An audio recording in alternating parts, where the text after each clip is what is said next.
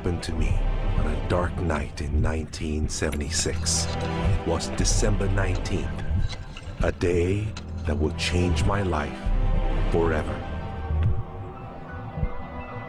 It was the day I died. You were dead for 19 minutes. When I came back, I did not come back the same. How do you feel? I did not come back alone.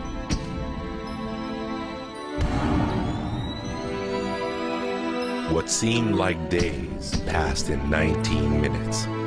And over the course of the next few years, I began to remember the greatest mysteries revealed to me. Anything is possible.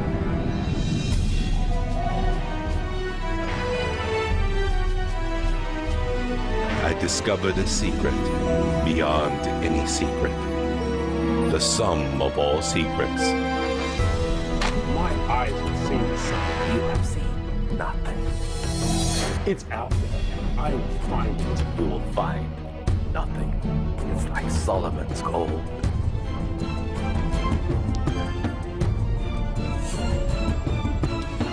It was the key to Solomon's wisdom. The secrets of the Knights Templar and of the Freemasons.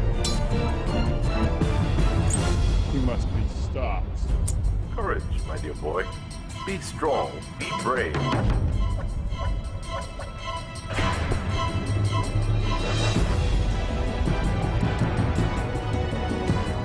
I challenged myself to find out everything I could. I found great teachers who knew this and began to seek them out.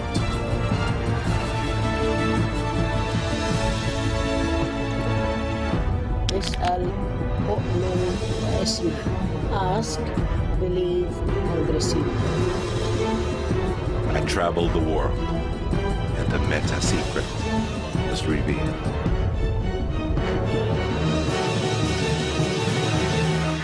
Time has come. I became a messenger to deliver all that was made known to me.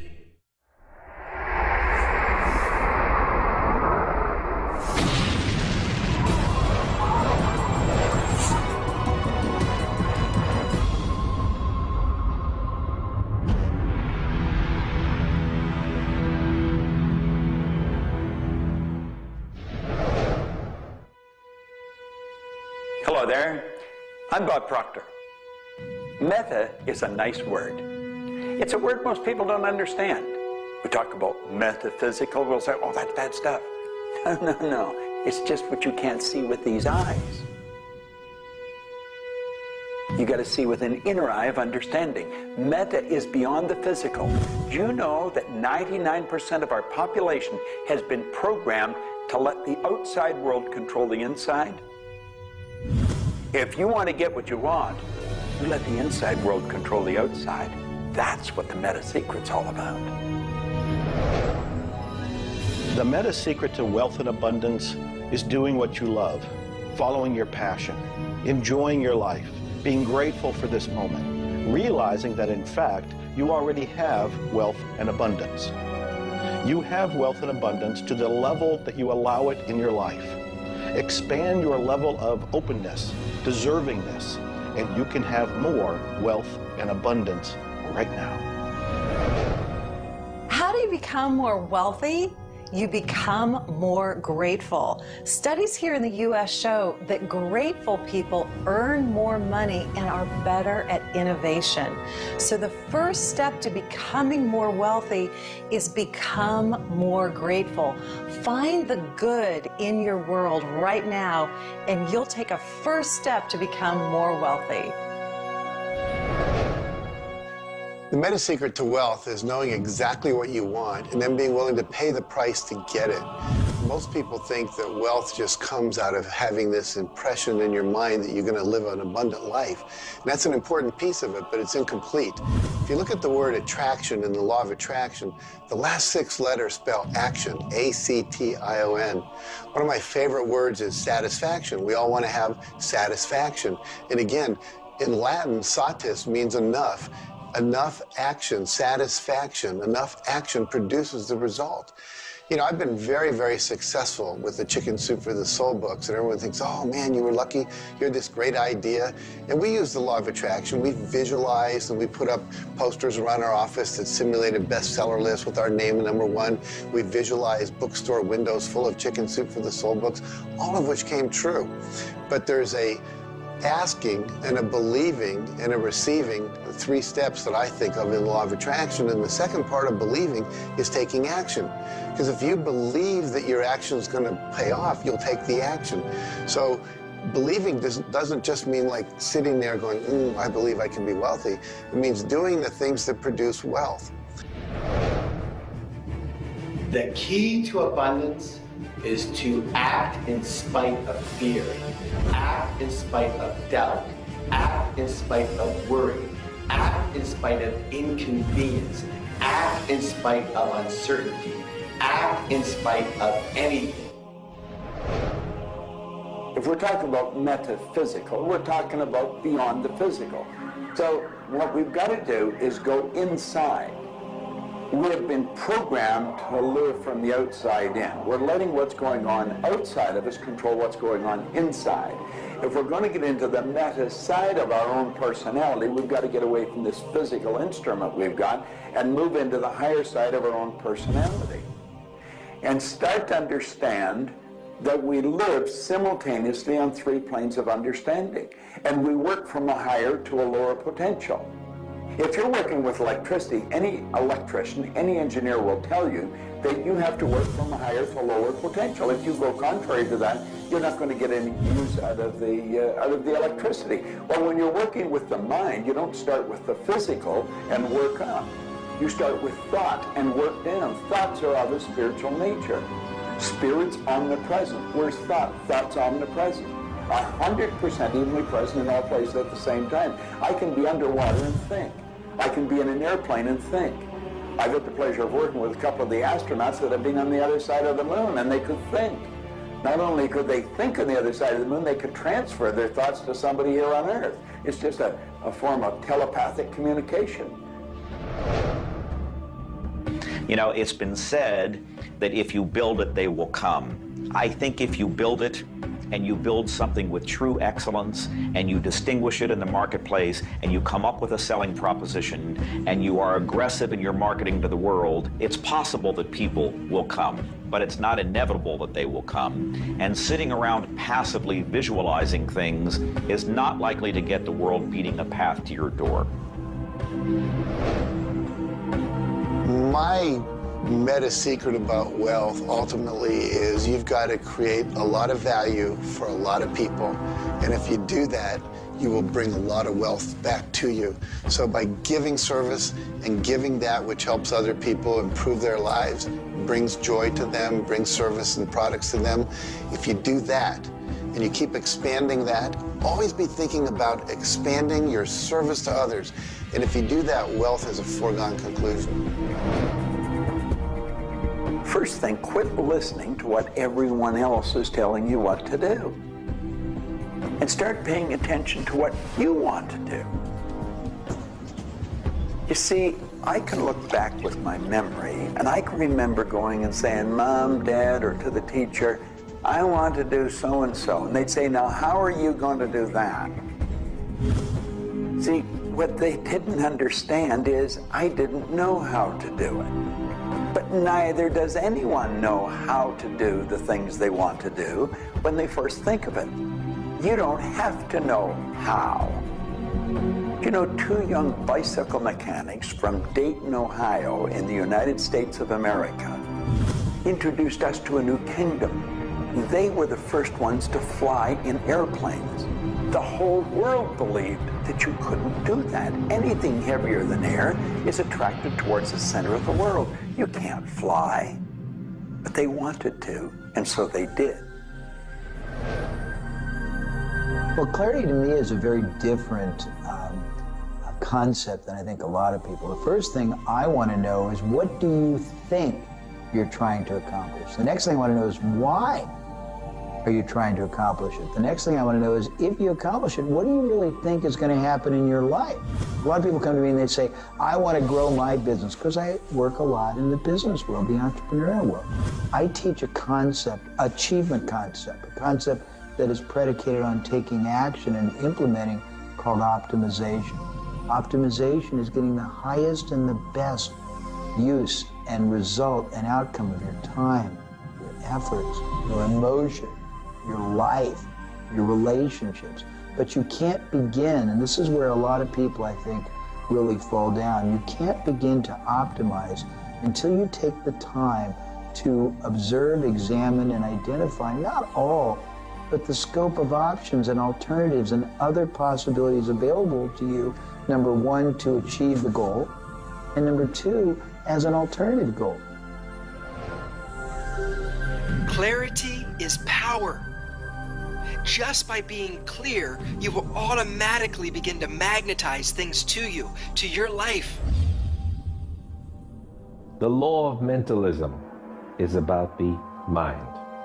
Everything that we have ever created, everything that has ever existed, existed first in the mind. All thoughts are the beginning of all things real. All things that you can touch and feel began in the mind. So if you want to be wealthy, you've got to decide what wealth is to you. Define it. What does it mean? How much money do you have to have? For me, financial independence meant having $30 million producing income, which allows me the lifestyle I want without having to work. And so I've achieved that. But I knew exactly what I wanted because I looked at what it would cost me to live my lifestyle. Most people don't know their net worth. They don't know their income levels of what would be required to produce what they want. They say they want to own a yacht, but they don't know what a yacht costs. They don't know what it costs for the slippage fee. They don't know what it costs to maintain a yacht. So go out and create your ideal lifestyle and then figure out exactly what it would cost to live it, and then set that number as the number you want to achieve. Then believe you can achieve it. Visualize it every single day. Take action when the action comes. Ask for what you want. Reject rejection. Give up any idea of failure. Just persevere until you continue on, until you produce the result you want.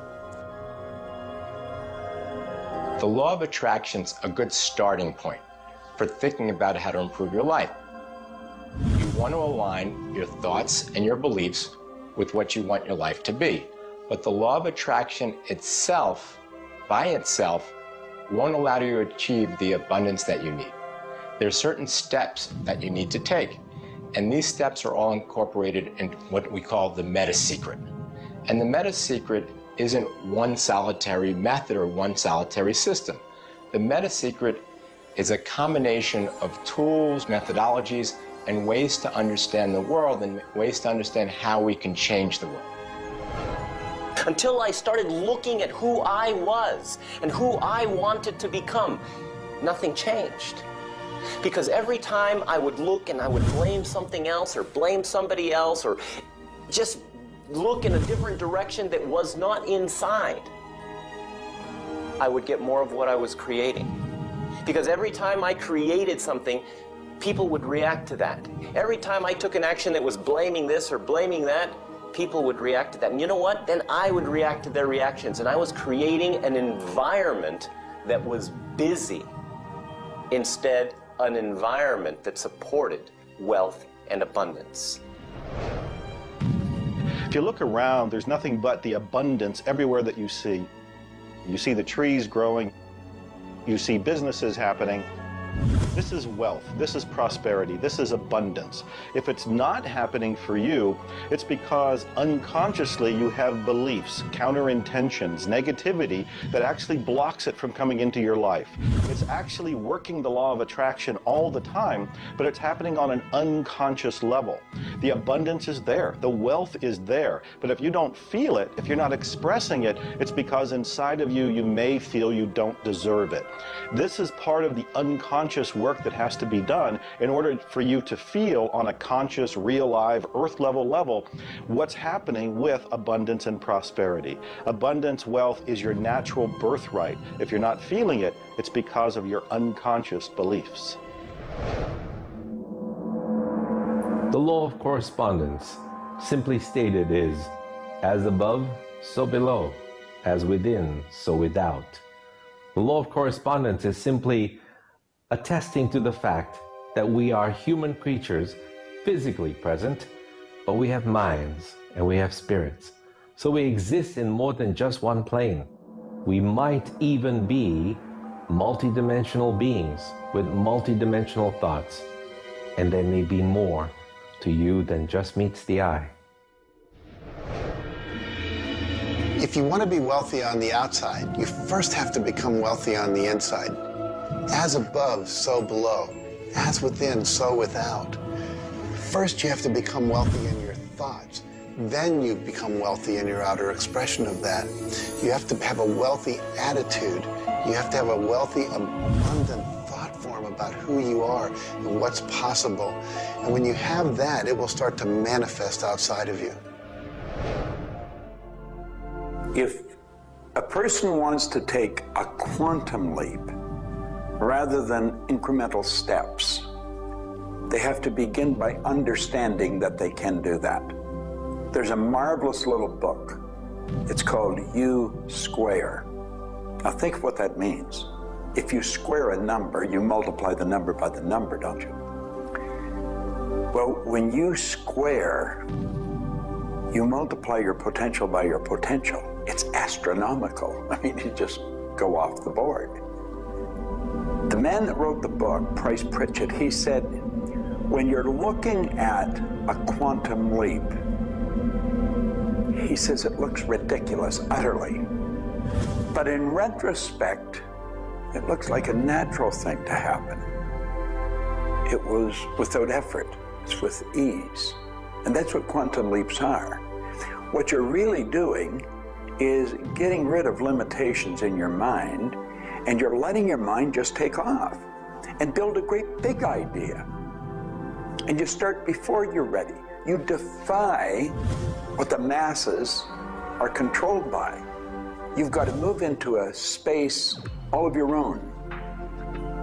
Understand you're working with an infinite power that's omnipresent. It's with you all the time. It's closer than your breath. And you get in harmony with that and just release all thoughts of limitation and make up your mind you're going to take and just compound your effectiveness. That's essentially what I did. I didn't know what I was doing at the time. I didn't understand quantum leap, but I took my income from $4,000 a year to $175,000 in a year. And then it went over $1 million. And I had no understanding of what happened. Now understand this. I had been raised to believe that if you don't have a good formal education, that you'd never be able to do what I did. If you don't have experience, you can never do what I did. I had 2 months high school and I had a bad work record. But my income went from $4,000 to over $1 million a year. Now you can do that. And the first step is understanding that you can do it. Quit listening to people tell you you can't. And start to see yourself doing something really big. Write it out on a sheet of paper. Begin by saying, I am so happy and grateful now that I have turned my annual income to a monthly income. It's not just about attracting things to you. It's about learning to trust what you're attracted to. You are naturally going to be attracted to certain kinds of people, to certain movies over other movies, to places you want to vacation versus other places, to workshops you want to take or books you want to read versus other books. Trust what you're attracted to. It will take you where you need to go, and it may not always make sense to you. I remember going to a seminar, and there was a woman teaching about how to triple your income in a year. And at that time, I was probably more like a hippie than I am the entrepreneur that I am today. And my wife, who was against making money at the time, thought it was evil and you should be in total service and all this. She said, I can't believe you're going to that workshop where they're going to teach you about how to make all this money. I thought you were more spiritual than that. I said, honey, I don't know why. I'm attracted to that workshop. I'm going to go there. So I sat down, the woman next to me, we started talking. It turns out she was a veterinarian. And it turns out that our cat had feline leukemia at the time. And I started talking to her about that. And she said, well, I'm the world's expert on feline leukemia. And I said, well, I've heard there's no cure for that. She said, no, but there actually is a cure, and I can teach it to you. And so she called my veterinarian, told him what to do. My cat lived for many, many more years than the local vet thought it should. But see, I was trusting my attraction to go to that seminar, and it led me in a path that saved my cat's life, which was not where my conscious thinking was, but it was a very important goal to me to keep my cat alive. Those kind of things will start to happen. Most people are uncertain about something. They're uncertain about their next step. Here's your message. Do it. Do it. Whatever you're uncertain about, do it. Take the step. You will learn so much more. You'll get so much further faster by actually getting in the game than doing it, than thinking about it forever. One of my sayings is, one step in the right direction is worth 100 years of thinking about it. The law of correspondence, the law of mentalism, and the law of vibration all combine to help you understand that the notion of wealth is arbitrary. You're always wealthy in comparison to someone else. You choose a person to compare yourself with, or your wealth or your level of wealth with, and then you decide at that point to be happy with the situation or to be unhappy, and therefore change it. All of wealth is subjective. Understand this, and you understand that there's an ebb and a flow to your finances. The more comfortable you are with how you interact with the world, with the value you give in the world, with the service or the product that you give the world, then you begin to realize your place in the world. And by realizing this, you participate in the abundance that is all around you at every moment and at every time. It is all yours. From the beginning, it was yours. Until the end, it will always be yours.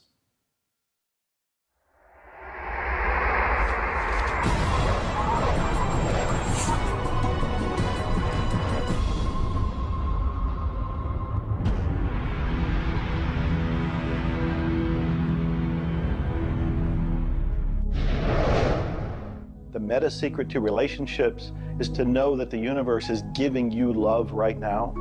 When you give love to the universe, when you give love to another, you will receive love in turn. Love is the essence and nature of relationship. Relationships are a two-way street. It's not just about taking and giving and receiving and getting what you want, but it's also about giving. I like to say that each person should take 100% responsibility for the quality of the relationship. Because if you take 50-50, whenever it's not working, it's going to be their 50%. So if you take 100% and act as if everything in the relationship, you're creating it, and when it isn't exactly what you want it to be, say, how am I creating that? Take that curiosity and use it as a tool. And when you get the answer like, oh, I'm not coming home on time, I'm not listening, I'm not doing this, then you have the opportunity to shift and do the thing that produces relationship. A friend of mine wrote a book called Making Relationships Work. And the idea is there is work in making the relationship work. So be willing to do the work. Give as much as you get. The more you give, the more will come back. To have a better relationship with anyone in your life, first you begin by having a relationship with yourself. Treat yourself the way you would your very dearest friend. Love yourself regardless of all the crazy shenanigans you pull. Believe me, I do this every day. So if you want a better relationship with someone else, love yourself. Relationships are part of what the universe is giving you as a gift. The first and most important relationship is the one with yourself. When you love yourself, you heal yourself. When you love yourself, you become a magnet that people want to hang around, and you begin to attract other people and new relationships. It's all based on love. It's all based on non-judgment. It's all based on total acceptance. The universe has a relationship with you right now, and the universe wants to give you more. Are you ready to accept it? The concept that I can't live without you is a tragic statement to me. The idea that I need somebody else to complete my life, I need somebody else or my life's not worthwhile is a very sad statement, and I think someone needs to take a good look at themselves when they say that. When you start to think that thought, stop for a second and realize life is full of stuff, and sometimes stuff is potholes, and sometimes stuff is bridges are out ahead, and sometimes there's a detour in life. I heard somebody once say that sometimes the most beautiful scenes in life are the ones we observe on a detour. Have you ever gone on a detour and realized that your life wouldn't have been the same if you hadn't taken that twist or that turn in your life? Next time stuff happens, take a look. Maybe there's something better right around the corner. The law of cause and effect tells us that there's no such thing as coincidences. Everything that happens in this world happens because of a reason. Someone, somewhere, created a cause. It may not be something you are aware of. It may not be something we can even begin to realize or see at this level. But at some level, someone, somewhere, or a group of people, or even us, may have created it. And so as a result, we see the effect. We see the effect around us. We see the effect everywhere on this planet. Everyone asks me, Jay, how in the world can I have a better, a happier, a richer, a more joyous relationship? And it's very simple. First thing is you got to slow down enough to be externally focused.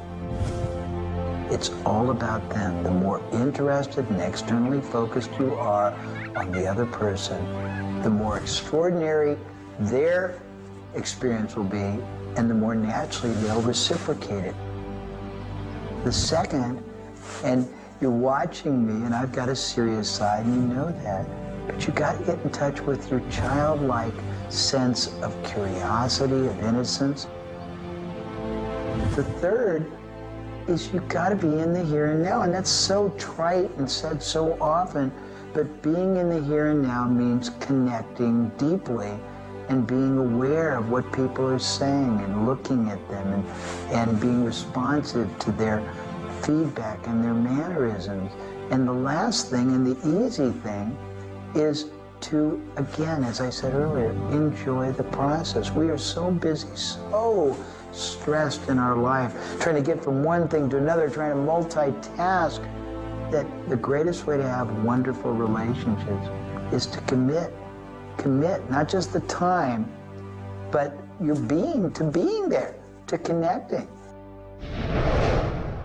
For me, the meta secret to relationships is to be the person you're looking for. Whatever it is you're out there looking for, be that and give it away. If you're looking for someone who's loving and kind and compassionate and generous, you need to be loving, kind, and compassionate and generous. Whatever it is you want, you've got to be that and express that out into the universe. And whatever you express out is going to come back multiplied. The meta secret of relationships is for you to develop an identity that brings out the best in your partner and helping your partner to be the best that they can in order to bring out the best of who you are. Criticism seems to be a big problem. If you are really secure in yourself and somebody criticizes you, it isn't going to bother you. Now, if you're insecure and somebody criticizes you, it's really going to bother you. You see, 9 out of 10 times, the person that's criticizing you really wants to help you. They just haven't really learned how to communicate effectively. But let's not let somebody else's criticism or their way of helping us shake us. If we're solid in our own self, and we really understand ourselves, then we can handle it and it won't be any problem. If criticism really rattles your chain or rattles your cage or really upsets you, it's not the criticism that upsets you. It's not the other person's opinion that upsets you. It's how you react to it. And you see, if you were really solid within yourself, you would respond to it. You would thank them for it and say, but I really don't choose to do that. Or you'd say, well, thank you, that's probably a good idea, I'll try it. But they're not going to knock you off track. So it goes back to have a good, sound self-image, a good image of yourself. Maxwell Maltz wrote a beautiful book on that way back around 1960 called Psycho-Cybernetics. Psyche-Cybernetic. Cybernetic is the communication mechanism in our mind. It's the image that we hold of ourselves. It's like a life-governing device. Well, you've got an image of you just same as I have an image of me. And our image controls how we walk, how we talk, how we dress, how we meet and greet people. And it also controls how we handle criticism when it comes our way. And it will come your way, just same as it comes to me and everybody. We want to be solid in our own belief about who we are and what we are. Let's really get to know ourselves. And then, rather than react, let's respond. It doesn't matter how they approach, whether they're diplomatic and trying to help us or whether they're trying to find fault. It won't really make any difference. We will listen to what they have to say, listen to it, and then we'll either accept it or reject it, but it isn't going to affect the relationship with the other person one bit. There is masculine and feminine in everything. Nothing is entirely masculine, nor is it entirely feminine. We have different aspects of yin and yang, of harshness and softness, different aspects of masculinity and femininity in everything. If you take a look at life and see it all as a combination, see how we are always living in combination, then you begin to realize and to also appreciate the law of gender.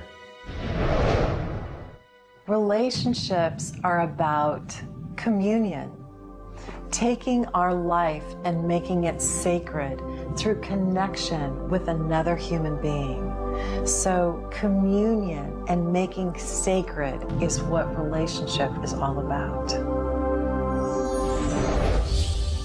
You know, there's a lot of lonely people around. And if you're lonely, I'm going to let you in on a secret. You're always going to be lonely until you become friends with yourself. If you're looking for company outside of yourself, you're looking in the wrong place. You want to go inside. And when you get to really look at you, you're going to feel so good about you. You're going to love yourself. Now, you see, as a little kid, you were probably taught, don't love yourself, that's conceit. I know I was, and most of the people I know. That's not conceit. That's a healthy, conscious awareness of who we really are. I'm not talking about an ego trip.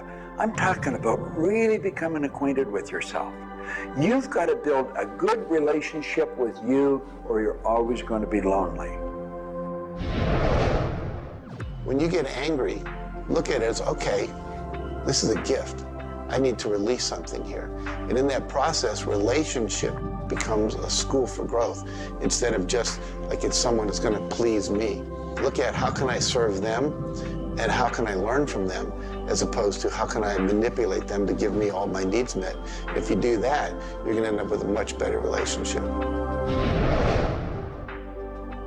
If you're in a relationship where you're not experiencing full love, the way to change it is not by changing the other person.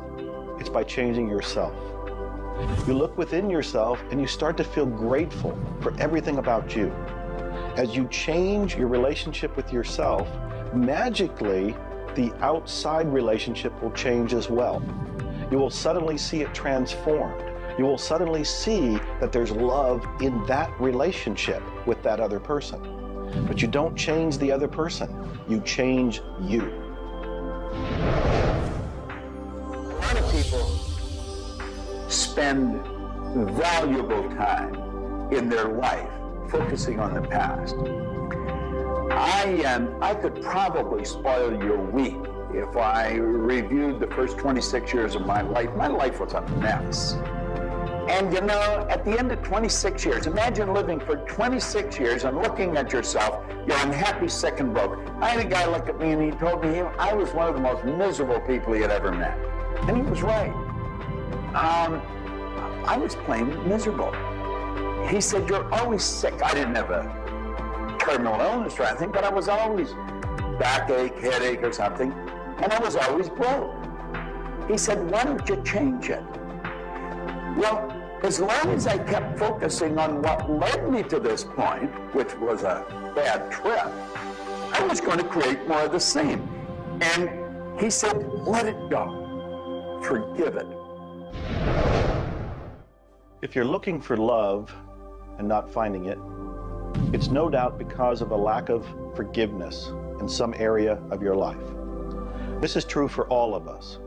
You want to look in your life, look at your past, look at all of your relationships, and ask yourself, where have I not forgiven? Myself, my parents, my siblings, my neighbors, my relatives, my business partners, where have I not forgiven? When you go and forgive, you release the energy that allows the law of attraction to bring new love and new relationships into your life. How do you do this? You look and ask yourself, where have I not forgiven somebody? Somebody's going to come to mind. It could be you. The second thing you do is say, can I forgive them? Can I forgive myself? Whether you say yes or no, you move to the third part of this, and you start to wonder, what made that person act the way they did at that point? What made me act the way I did at that one point? And you start to go deep into understanding the psychology of behavior, and you realize we're all doing the best we can, yourself included. At that point, when you can forgive yourself and you can forgive these other people, whoever it might be, for whatever may have occurred, when you forgive them, you release all of the energy that's been stuck psychically within your own mind and your body and your soul. And when that releases into the universe now has an open pathway to return to you new love, new relationships, new blessings. It all begins with forgiveness, and you can do that right now. When we talk about love, we're talking about the greatest word in the world. Leadership is a great word, but no word compares with love, because without love, you're dead. There's life in love. There's forgiveness in love. There's really everything. There's thankfulness in love. Now, the problem is learning where do we start, because we find sometimes in families there's no love. In marriages, there's no love. But we quit looking around. If we start learning, it begins with me. And when we start learning, we're not too loving ourselves. And it begins with your learning. To me, you could say you're loving, but unfortunately, you love people you like. Love has to be unconditional, loving those you don't like. Now, in my case, when my wife married me, she said she loved me. I told her I loved her. But as soon as we got married, I would say, I love you. She said, well, why don't you act like it? I say, I do act like it. She says, you have a funny way of showing it. I say, well, I love you enough to die for you. She says, try living a little. And so I discovered, as loving as I was, I didn't fit her definition. The law of gender, the law of vibration, and the law of rhythm. All of these figure in relationships. You see, love is a dynamic. Any relationship is a dynamic. When you are actively relating, that's when it's alive. That's when it's fun. When you sit back and you start to look at the relationship, then it becomes static. It becomes a relationship to be assessed, to be looked at. But when you're relating to your partner or your spouse, amazing things happen. It's dynamic, it's moving, it's alive. And that's what all love is supposed to be, alive, and so much more fun.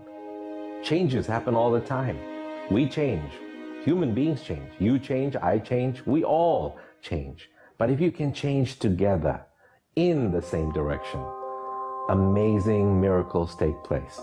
Words, feelings, thoughts are all aligned.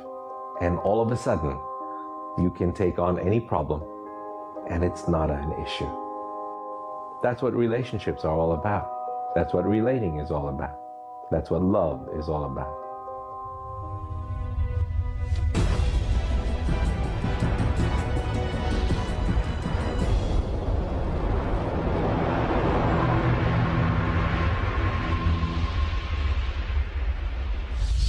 はじめに言葉ありき、すなわち、クリエイターなるものはやはり言葉、振動を用いて全てを設計されたんではないかと思うんですね。そして、その、振動の、設計図は非常に緻密なもので美しい共鳴振動にあふれたものであったことでありましょう。もし、先ほどの実験をやったように、非共鳴、同士の組み合わせであるならば、それは破壊的なエネルギーとなって、命を形作られないからです。私たちの体は最終的にクリエイターの、いろいろな、試行錯誤によってだんだんこう単純なものから、微生物だとか海の中のものとかそういうものから、小動物始まって複雑なものになっていって、最後の芸術作品として、クリエイターなるものが作られた結果、私たちはあるというふうに思うんですね。その本来の設計というものが、バランスの取れた振動の組み合わせというものが、何らかの要因によって崩れていくときに私たちはストレスを持ち病気になっているんだというふうに考えています。As you've already seen from Dr. Masaru Emoto, water makes up 85% of our body. And the thoughts we think actually create a vibration in the water that has memory. And so you have to think positive thoughts. Again, we go back to forgiveness and letting go, thinking positive thoughts, expecting to be healthy, not listening to what people tell you, not taking in beliefs. I have been out in the sun my whole life. I've never gotten skin cancer, don't intend to get skin cancer. And when stuff comes on about it, I choose not to listen to it because I know that belief would affect me. So I believe that I am a person that my spiritual connection keeps me healthy. Also, though, I work on the level of the physiology of the body, the biochemistry. It makes sense to play at that level. I eat organic food. I drink healthy water that's not contaminated with chlorine and all the stuff they put in it, so I filter my water. I eat the right kinds of nutrients for my body. I've found out what I'm allergic to, and I've basically eliminated those from my diet. I exercise. So exercise and keeping my body toned. We want to have resistance exercise. We want endurance, which means we need to jog and do aerobics and things like that. And we need to have flexibility, things like yoga and Pilates. So we need a complete system to keep our body healthy. And then a detoxification, I think, is the part that most people don't do enough with. We are taking in so many toxins in the air we breathe. But if you will cleanse on a regular basis, I cleanse every Monday. I just do a cleansing diet where I just drink liquids and then I don't eat anything else, and my liver has a chance to get rid of all the toxins that are in my body. I want you to understand that you have a marvelous mind, and you can do anything with it, and don't ever listen to anybody that tells you you can't. You want to start to look at yourself not as a body or as a name. Like, I'm not Bob Proctor. Bob and Proctor are just two words. You've never heard anybody phone into school and say, body's not coming today, it's sick. Never hear anyone say, hand, it's my hand, my body, my name. Well, you see, there's something wonderful about you and something wonderful about me, and it's the same thing. We have a marvelous mind. We're creative beings. Talk to your body. You're not a body, you live in a body. Now, this may sound silly because maybe nobody's ever said this to you before, but go around just repeating maybe 1,000 times to yourself, I'm not a body, I live in a body. I'm not a body, I live in a body. I'm not a body, I live in a body. Then start telling your body to relax. The meta secret to great health is to feel good now. You do that with good thoughts, you do that with good food, you do that with plenty of sleep, you do that by doing what you love. That's the meta secret to great health. The meta secret to health is to honor your body. Listen to your body. Are you tired? Are you hungry? Are you thirsty? Do you need time to play? Have greater health.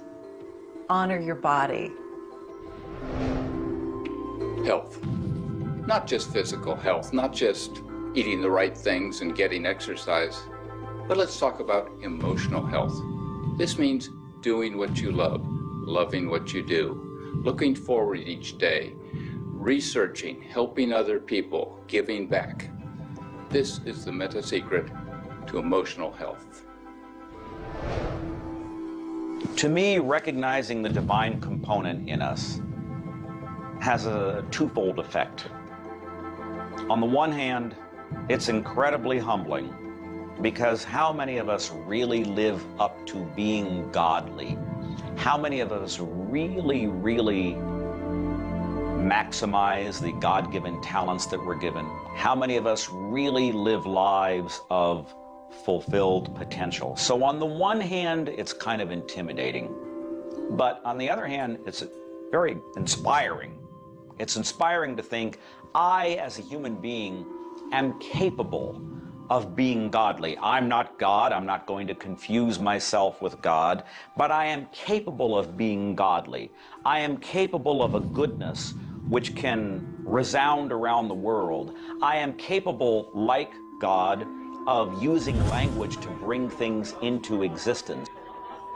An architectural drawing is the languaging of a building into existence. A marriage contract is the languaging of a relationship into existence. Any sort of contract does that. A novel creates a world that may be more real to us than the so-called real world that we are living in. And being godly is both an obligation, which frankly I feel I fall vastly short of, but also an incredibly inspiring opportunity. And the ancient traditions, not only the one that I come from, but really all of them, teach us this. The law of rhythm is the very fabric of life itself. Rhythm is everywhere. Things are born and things die. We move into a season and we move out of a season. We go within and we go without. We change. Rhythms flow in our emotions as well. You cannot always be feeling happy.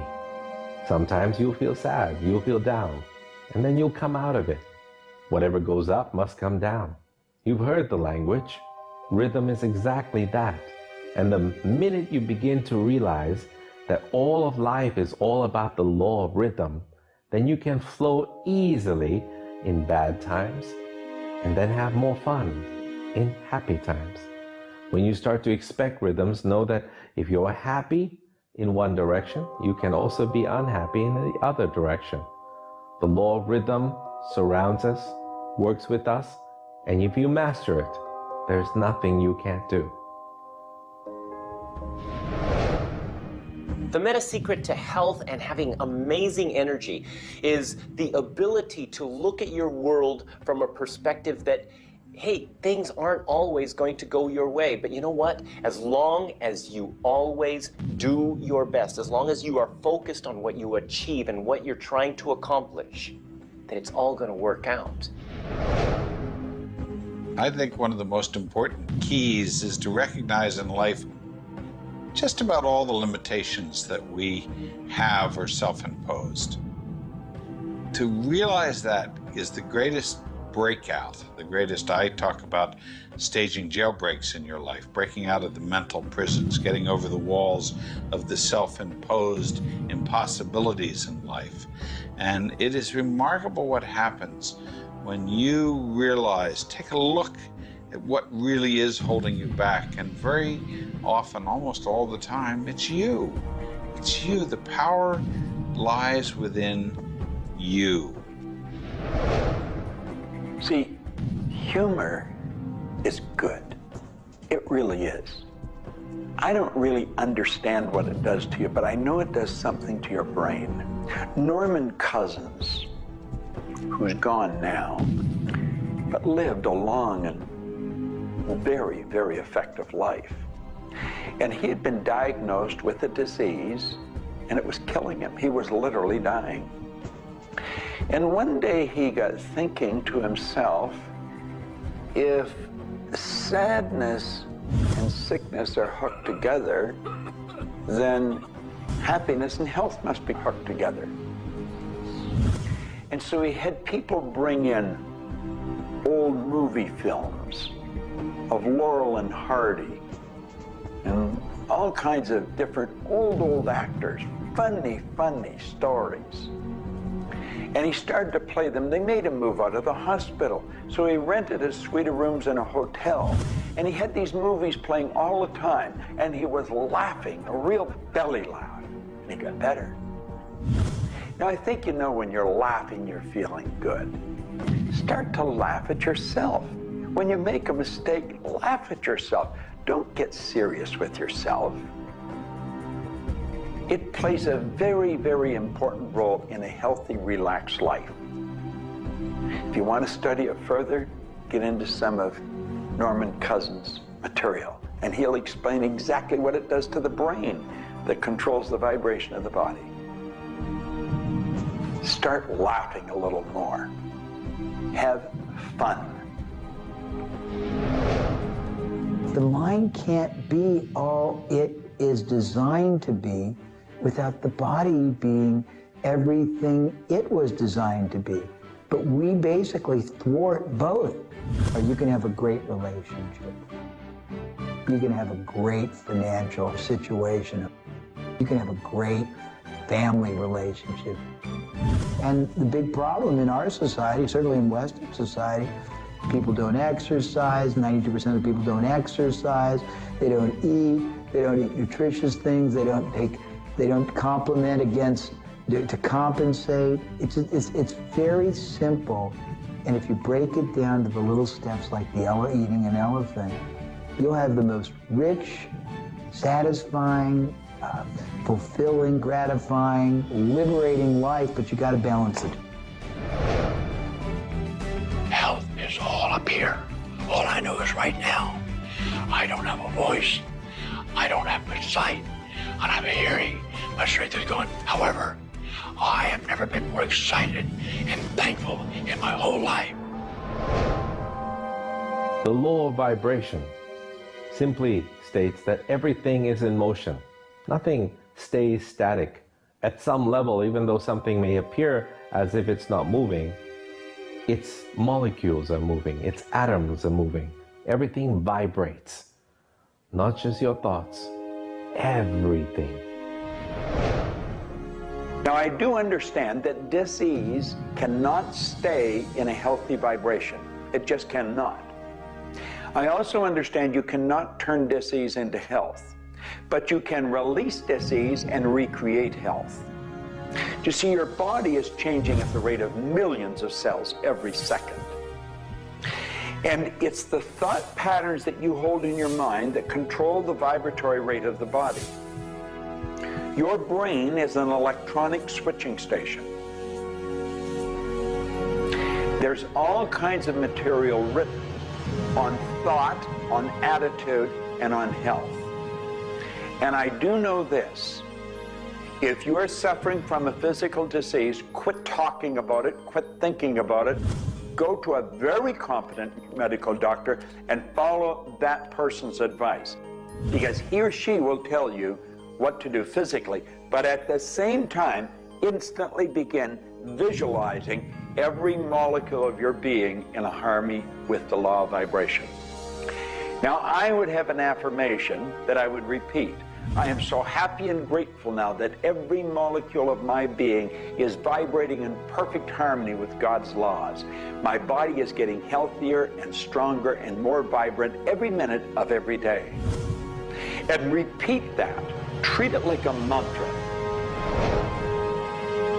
I can't predict what's going to happen for you personally, but I do know that hundreds of people, if not thousands of people, have experienced healings and cures by beginning to change their thoughts about what's going on in their body.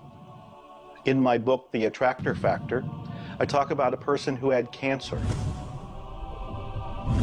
She experienced the idea of forgiving everybody and everything in her life, and she went through the process of doing that, working with a coach.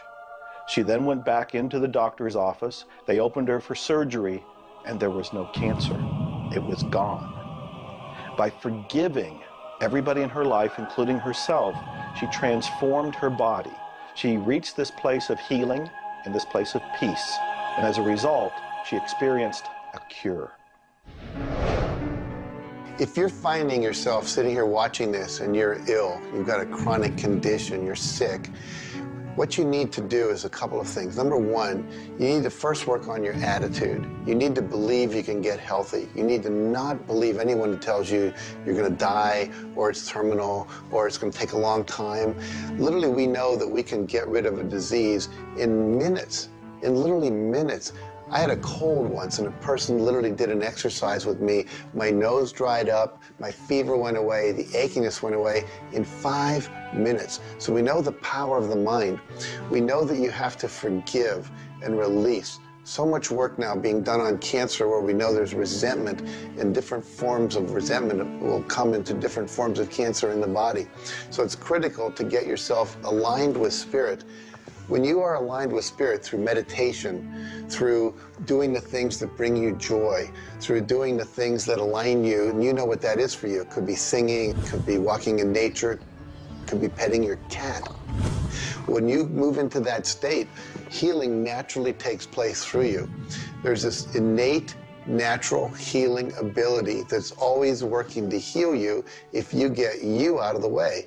By you, I mean your ego mind, your beliefs, your fears, your doubts, all of that stuff, all of the resentments you've held that you haven't released, that will keep you sick. So you've got to do some kind of work to get into a spiritual alignment and to release the negativity. Emotional pain is very real. It's like sorrow. Grief. Like grief comes in waves. It just sort of overcomes you and then sort of fades away. You could have experienced some traumatic situation, anything from rape to the loss of a loved one, or being held up, where somebody invaded your privacy in some way or another. And it causes deep emotional pain. What we want to realize is that we are bringing that on ourselves. You say, well, wait a minute, you're not bringing it on yourself. No, but you're reliving the situation. We've got to separate ourselves from the incident, from the situation. We've got to realize that it's a very real part of life, and attempt to separate ourselves from it and deal with it as best we can, and then let it go. Otherwise, we're going to carry it with us, and we're going to keep experiencing it over and over and over again. どうやってわかるか。振動という、まずそもそもその水の結晶とは何かということになりますけどね。結晶というのはやはり情報だと思います。で、情報というのはバイブレーションですね。で、バイブレーションのデザイン家が雪の結晶あるいは水の氷結結晶という形になって現れてきていると思いますが、やはり我々がなんで美しいとか醜いだとかそういうような認識能力があるのか、あるいはそれだけには全人類本当に、一緒の価値観を僕は持っていると思いますが、それはもうやはりクリエイターがそのように設計されて、いるからだと思うんですね。それが崩れちゃったらもうこれはもう本当にどうしようもないんだけど、その美醜というのが我々の美しさ、ごめんなさい、バイブレーションの健全さということにつながっていると思います。水は神が自分の意機あるいは意図をまんべんなくこの宇宙に伝えるためのキャリアとして、作られたものだと思いますね。ですから水が別の言葉で言うならば神の、一種のメッセンジャーということになると思いますね。それの形が大げさで言えば結晶という形で表されていると。で神にとってふさわしくないなと思うような現象については水はやはり結晶的にノー、良いものはイエスという判断を示すというふうになっていると思うので、それがなぜできるのかということになってくると、これはまた僕にとっては来世の研究課題かもしれません。Stress is caused, in my opinion, when we take our power and give it to the problem. We want to maintain the power. I'm in control of me. The power is going to stay with me. I am not going to let the condition, the circumstance, or the challenge that I may be facing control me. You can make a decision right now that you are going to maintain your power and you're going to let everything outside stay outside, and you know that when you're in a totally relaxed state, the solution to problems come. Quit getting involved in these sophisticated stress management deals. Release the stress. Let it go. You're in charge of your body. Just say, peace, be still. Visualize a beautiful lavender energy flowing right into the crown of your head and circulating right through your body. And then start to imagine every molecule of your body vibrating in perfect harmony with God's laws. You're totally relaxed. You're in charge of yourself. There is no stress where there's relaxation. Be calm, peace, be still. Don't even use that word anymore. Get rid of it. Release it.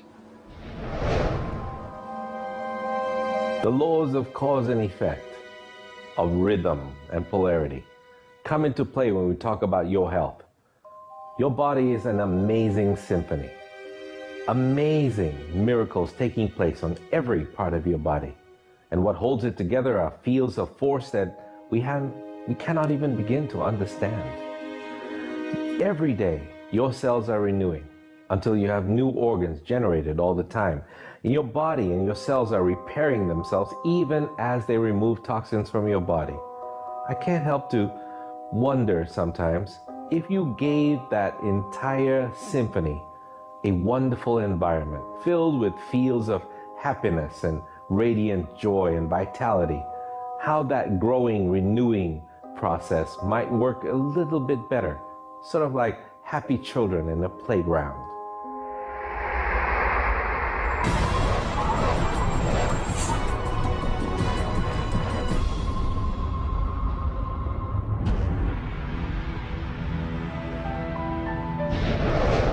Here's the paradox of being human. Real happiness is only available in the moment. If you're brooding on the past or obsessed about the future, even if you're looking forward to something that could be magnificent in the future, it's not quite the same sort of anchored contentment that you get from really being in the moment. We human beings seem to be perpetually someplace else. That's kind of like one definition of the human predicament, the human condition. We are perpetually thinking about the past, the future, something to the right, something to the left, something else. I think the paradox to happiness is you do have to have dreams and aspirations, and you have to be anchored, rooted, and happy where you are. Not always easy to do, but I keep trying. Happiness is a point of view. Am I happy? Yeah, I think I am. How can somebody always be sad? Of course we're sad when we lose somebody that we love, or that when the project we're working on so long doesn't work out. Temporary sadness is a very human condition. How can you be happy? Maybe by finding things to do that make you happy. You see, if you're miserable, your mind is focused on the past. There's a method concept. Get you over any miserable concept in a heartbeat. Focus on right now. See, you're miserable because of something that happened that you didn't want to happen, or something she said, or he said, or they did. Forget it. It's in the past. And quit worrying about the future. Have you any idea the number of electrical charges must fly through your body for the simple object of writing your name? See, your brain is an electronic switching station, and you've got one. And you can activate brain cells. You can set up any vibration you want. If it's a negative vibration, you're going to be unhappy. If it's a positive one, you're going to be happy. Every brain cell is a positive and a negative pole. Everything that you look at is going to be impregnated into cells in your brain. Now, you're either going to look at the positive or the negative side of it. What side do you want to live in? I choose to look at the good side of a situation. Put yourself in a good vibration. Think of the blood in your body. Do you know it circulates through hundreds of miles of passageway every 33 seconds? It carries all the food in and all the garbage out. You've got more power in your little finger than you need to light up your home for the year. There's about 11 million kilowatt hours per pound of potential energy locked up in your body. And you're probably saying, I haven't got any energy. That's because you're miserable. Get out of it. Get over it. Focus on now. One of the most important things you need to do in your life is discover your life purpose. I believe that everybody is born with an individual and unique purpose. And when you are doing your life purpose, when you're living it, expressing it, fulfilling it, you're happy. And so many people have talked about joy being your guidance system, that when you're off purpose, you're not happy, you're not joyful. And so this joy, this inner experience of happiness and joy is a way of saying, oh, I'm on course, I'm doing the things I'm supposed to do. Stephen Covey said, you know, you don't want to get to the end of life and get to the top of the ladder and find out the ladder was leaning against the wrong building. You can be very, very successful. And we see people with all the cars and the toys and the money and the society recognition and so forth, but they're not happy because they're not fulfilling their purpose. Think about it like this. A rose has to be a rose. A chrysanthemum has to be a chrysanthemum. A geranium has to be a geranium. And yet we as people have been given choice. The choice to pursue any number of things and do whatever we want to do. But unfortunately, most of us have been talked out of our purpose. If you want to be happy, come back into this moment and do what you love in this moment. You should absolutely work toward improving your life, improving the world, improving your relationships, improving your finances. Every sort of conceivable improvement at a micro or macro level should indeed be your agenda. But if you are not happy with things the way they are, then your happiness is perpetually on hold pending a condition that doesn't exist yet. If you do that, you will never be happy. You have to realize that the point of power in your life is in this moment. People think about the future and they throw their power into the future. There is no future. When it gets here, it's called now. It's called this moment. People think about the past and they throw their power into the past. But there is no past. It's gone. When you think about the past, you think about it in this moment. This moment is all there is. And you can be happy in this moment. When you are, everything is taken care of. All is well. Happiness and achieving happiness is a process. It's not something you achieve right now and you're done and you have your happiness. It's something that you're constantly attaining and reattaining through life. And the way to do that is to really understand what brings contentment in your life and to achieve that. And one of the key things to remember in terms of happiness is that part of this process is sharing happiness with other people. The more we share happiness and the more we teach other people how to bring happiness and fulfillment in their life, the more we'll be happy and fulfilled. So continue with your journey of greater fulfillment, and you'll have more happiness in your life.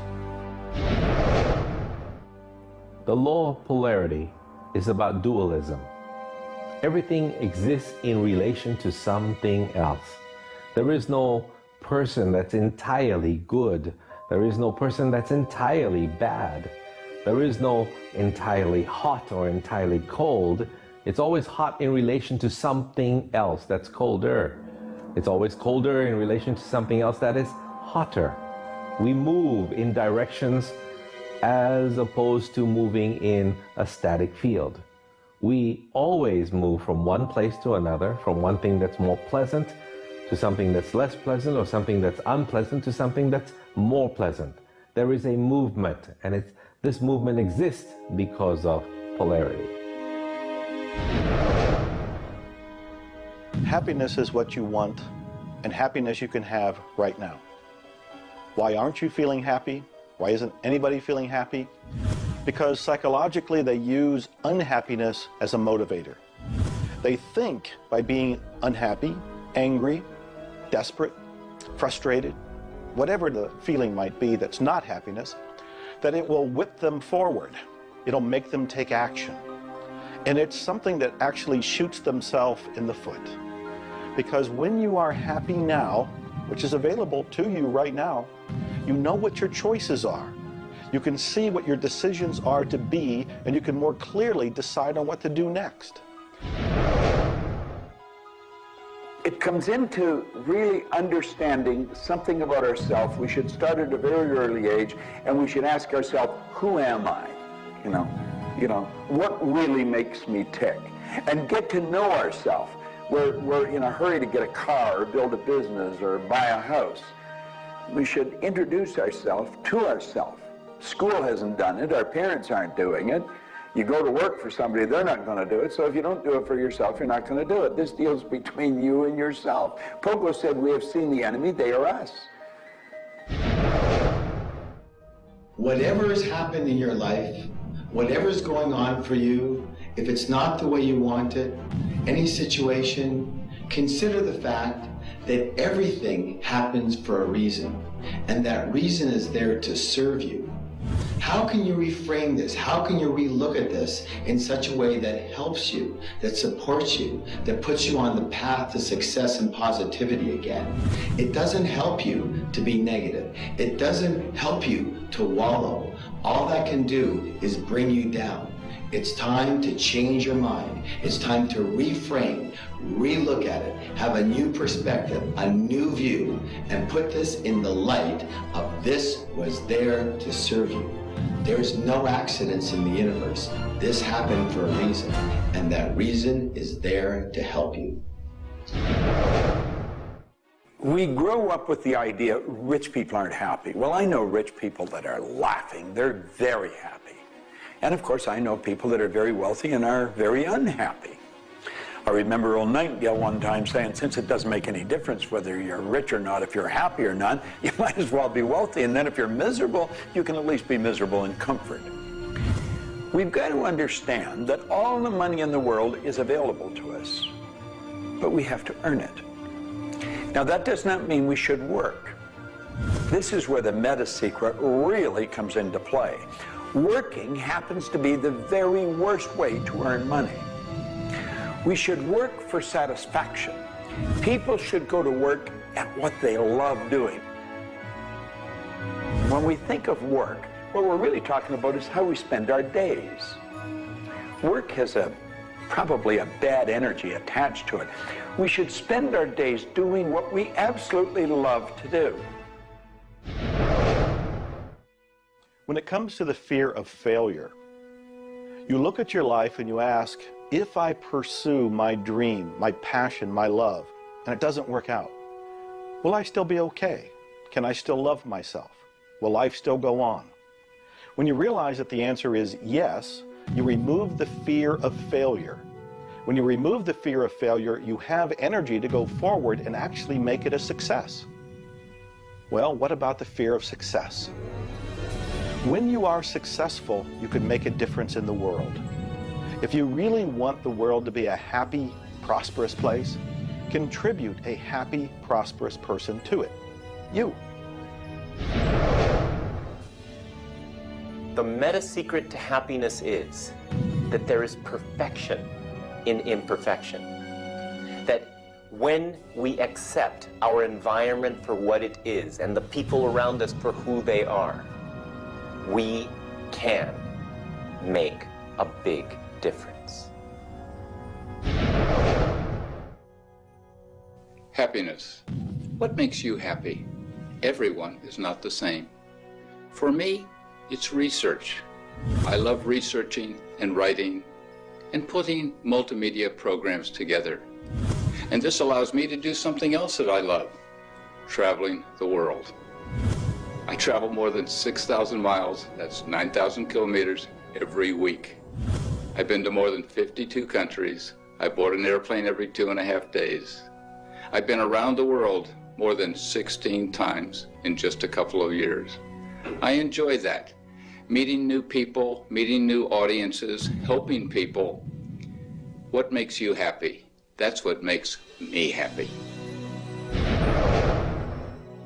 A key component to lift yourself out of depression is human connection. Go connect with another human being. Another powerful tool is movement. And a third is laughter. Go play and have some fun and watch your spirits begin to lift. The meta secret of life is to realize that the journey is the thing. I believe the first thing a person should do is establish a purpose. Why are you even here? Why do you get out of bed in the morning? Why are you living? I honestly believe every one of us are hardwired to do something. So how do you decide on your purpose? You decide on it by asking yourself, what do I really love doing? So you have your purpose. This is what you're going to do with the rest of your life. And then you build a vision. Then your goal is taking a bite out of that vision. Now, when you do that properly, you're going to love what you do. When you wake up in the morning, you can't wait to get going, and you're going to be doing it until you go to bed at night. Therefore, all of your day, all of your hours are filled doing with what you love to do. That's called living. Everything else is dying. See, there's a basic law of life. It says create or disintegrate. You're growing or dying. Find out what you love, dedicate your life to it. Most of us, when we approach happiness, are looking for someone out there to make us happy, some event to occur, and then we'll be happy. If I get to the retirement stage, if I get my car, if my wife is nice to me, if my son comes home on time, then I'll be happy. The truth is, happiness is an inside job. It's a choice. When I have an expectation on how someone else should be, I've given my power over to them. What I want to do is simply learn how to create joy and happiness inside myself. And we can do that in numerous ways, by doing the things we love, by focusing on the good qualities in ourselves, by choosing to focus on the good qualities in others instead of being judgmental. Once we realize that happiness is an inside job, and I get to be as happy as I choose to be, not as happy as other people make me, the reality is I can move into a state of pretty much constant joy and bliss. Stuff happens. Life happens. And then you get to choose. Look, you have a mission to do. You have to find meaning in your life, and you have to share it with others. There's a whole world out there that is suffering, that is in survival. They are grieving and they are hurting. You and I can make a difference. You begin right now by looking at your life, no matter what's going on in your life right now, and you find the good in it, the positive in it, the growth-oriented reasons for whatever it happens to be. You find the good in it, and whatever's happening, you turn it into something positive. You turn it into something good, and you go and share it with the world. You will become an inspiration to others. People model other people's behavior, and that's how the world changes. You be that inspiration for success. You be the model for change. You be that person that has meaning in their life, and you will give meaning to yourself and others. It all begins with you. You have always had, you have at this moment, you will always have in the future, the power to achieve, to accomplish, to have anything and everything you want in the terms of monetary, wealth, prosperity, in terms of health, in terms of happiness, relationships. However, it will never, ever occur until and unless and until after you first are clear on the specific goals. Number two, you are very clear on the action steps. Operative word is action steps you have to take. Number three, you have an action step-based plan, a strategy, and the steps are just the tactics. You implement it in a timely, regular, scheduled way. Number four, you monitor, you pulse, you really pay keen attention to your progress, and you adjust if it's not what you want, and you adjust higher if it's better than you want. And number five, you focus on other people's benefit. You don't be self-consumed. You do those five things, the world really is your oyster. You know, you find people that are quite comfortable with what's termed uncertainty. The truth is there isn't any uncertainty. There's only the law. And the law decrees that everything happens the way it's supposed to happen. If we build the image in our mind of what we want, and we're true to that image, that'll control the vibration we're in, that controls what we do, and it controls what we attract. Now, the problem is, we let that image get out of the way every now and then, and we're controlled by something outside. And that takes us off track. We've got to correct it and come back on track.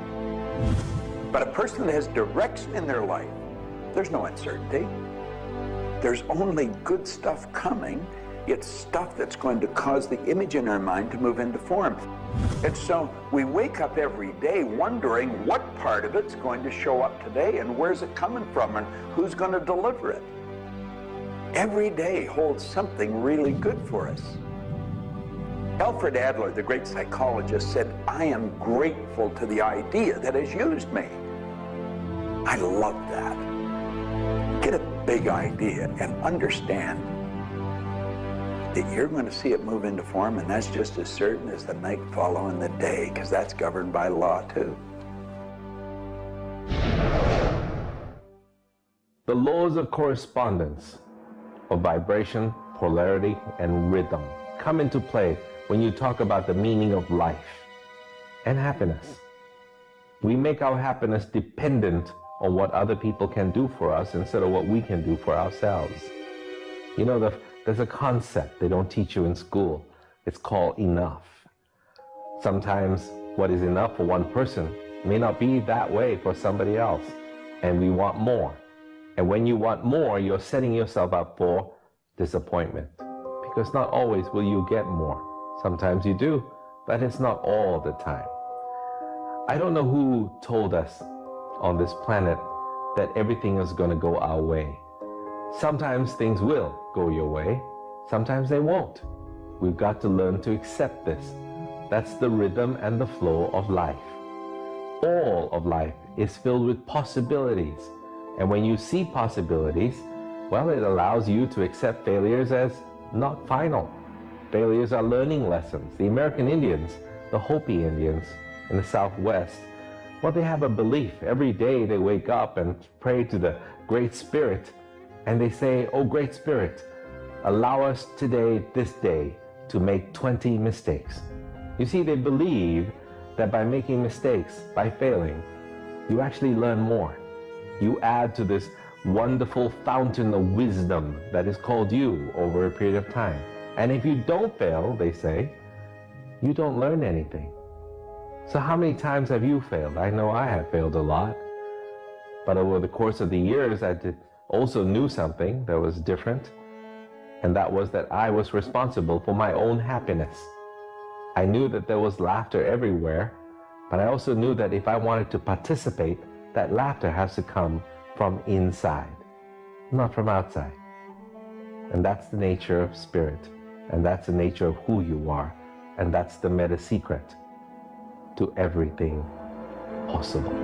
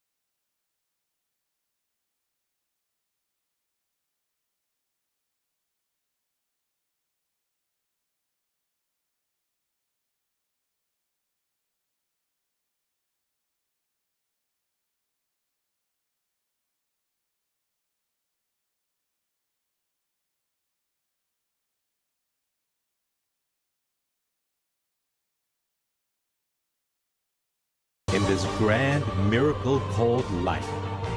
And as you begin to look all around you, start now to taste, smell, hear, and touch with your heart the abundance that surrounds you.